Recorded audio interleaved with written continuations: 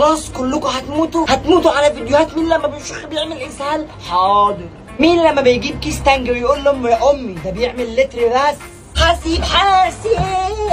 طب مين لما يبقى جعان ومش عارف ياكل ايه بيخش على التلاجة ياكل 6 7 8 9 10 قطايات. ده غير اللي مش بياكل الخيار زي الناس، لا لازم بيقشره. طب مين لما بيجيب اندومي هو واخوه ويعملوه مع بعض بنفس الطعم، بعد ما يخلص لازم أن يقول له دوقني كده بتاعك النتانه بتجري في دمكم. طب مين لما بيجي رايح يشتري حاجه بيقول لاخواته عايزين حاجه اجيبها لكم يقولوا له لا، عاوزين حاجه اجيبها لكم يقولوا لا، واول ما يجيب الحاجه يلاقيهم كلهم جاعوا. ده غير اللي لما يطلبوا اكل من بره امهم تقول لهم بلاش القرف ده بلاش رمرمه، وبعد ما الاكل يجي هو انا مش جعانه ولا الريحه شداني بس دوقوني بس عشان اطمن عليكم. طب مين لما الشبشب بتاعه بيتقطع من هنا مش بيجيب غيره، لا بيلشق له مسمار. ده غير الشبشب ابو صباع اللي بيشخر من كتر المسامير. طب مين كان مهما ياكل في مانجا لازما وهي امه بتقطعها بالمعلقه للعصير يفضل ينتش من الطبق. ده غير الحلوف اللي بيزلط المانجا بقشرها. لو لقيت نفسك في الفيديو تبقى طفل مصري اصيل واعمل لايك، وما لقيتش نفسك في الفيديو برضو اعمل لايك، انا مش هتفرهد على الفاضي.